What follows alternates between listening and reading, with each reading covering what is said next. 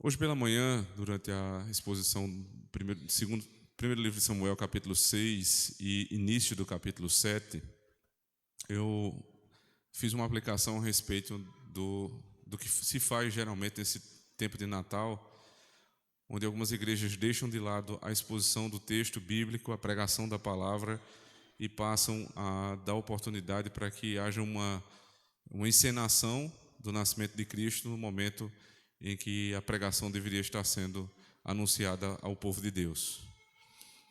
Não diria para minha surpresa, mas foi mais rápido do que eu pensei.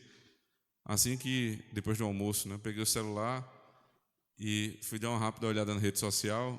Primeiro anúncio que veio para mim foi uma igreja da nossa denominação, chamando para que hoje à noite, ao invés de culto, eles lá tivessem uma cantata. Algum tipo de perseguição a respeito desse tema? Claro que não. Mas isso é muito grave, irmãos. É muito grave por dois motivos. Porque quebra duas vezes ou duplamente o mesmo mandamento que diz respeito ao culto, o segundo mandamento. O culto, ele é regido pelo segundo mandamento. No primeiro é anunciado o objeto da nossa adoração: não terás outro Deus diante de mim, ou seja, você vai servir ao Deus verdadeiro, ao único Deus, e você não pode ser ateu e você também não pode ser idólatra.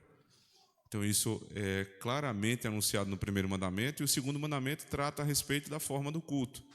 O segundo mandamento diz: não farás para ti imagem de escultura, semelhança do que há em cima no céu, embaixo na terra, nem nas águas debaixo da terra. Isso quer dizer que a forma da adoração, ela precisa ser em conformidade com a essência de Deus. Porque é proibido fazer imagem? Porque Deus é Espírito.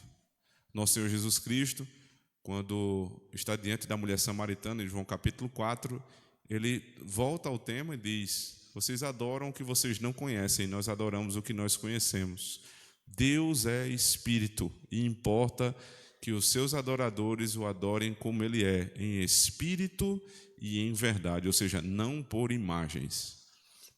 Assim, nos é proibido fazer imagem do Pai, do Filho, do Espírito Santo ou de qualquer outra criatura que se propõe a ser Deus, porque Deus é Espírito. Ou ainda fazer uma representação de uma criatura apontando para Deus, como no caso da pomba, muitas vezes é utilizada para apontar a terceira pessoa da Trindade. Não há nenhuma ordem bíblica para que assim o faça. E assim também fica proibido qualquer tipo de encenação, porque na encenação você vai ter que encenar a presença do Filho. E para aqueles que acham que a presença de Cristo é diferente, dado que Cristo é Deus, é preciso lembrar que Cristo não tem uma natureza apenas, mas duas. Então, quem quiser retratá-lo como ele é, precisará retratá-lo na sua essência espiritual e na sua essência carnal. Na essência carnal, a dificuldade é saber como ele era. Nós não sabemos retratá-lo como ele é. Mas talvez fosse uma barreira menor. O problema, de fato, é: e como eu vou retratar a essência de Cristo, a natureza de Cristo divina, que é Espírito?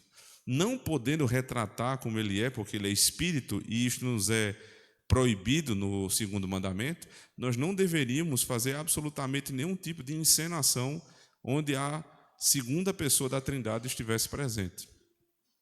Além disso, é uma quebra do segundo mandamento também, porque os elementos do culto que formam, o que compõe o culto, são anunciados na palavra de Deus. Os elementos do culto, segundo os padrões de Westminster interpretam, são cântico dos salmos, oração, pregação, sacramentos, votos e jejuns solenes, orações, mas não tem encenação. Aliás, existem duas encenações que são ordenadas no culto: batismo e Santa Ceia. O batismo é a encenação da nossa morte e da nossa ressurreição em Cristo. E a ceia do Senhor é a encenação da morte do Cordeiro.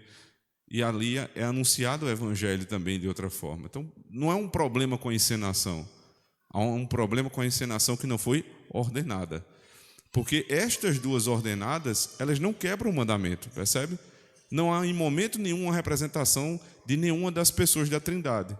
Mas todas as vezes que os homens tentam fazer algum tipo de encenação, eles acabam quebrando o mandamento. Então, por dois motivos, nós não devemos cair no erro de, no dia do Senhor, retirarmos do culto algum elemento para que seja colocado uma encenação, porque não podemos fazer imagem de Deus.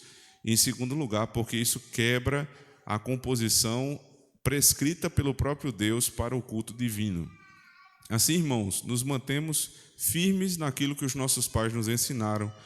E temos todos os domingos, manhã e noite, a exposição da palavra, a pregação do evangelho, os sacramentos. Nós temos as orações, eventualmente votos e jejuns solenes, seguindo exatamente o que o Senhor nos anunciou e nos livrando desses pecados terríveis.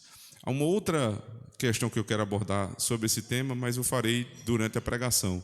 Agora nós vamos pedir, irmãos, que Deus tenha misericórdia da Igreja de Cristo no Brasil.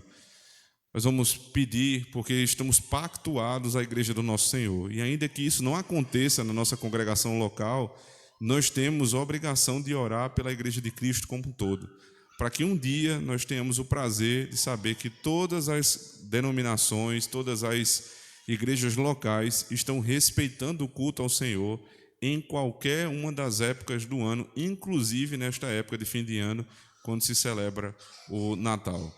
Vamos então à presença de Deus, orar por isso e orar também pelos nossos próprios pecados, evidentemente. Oremos.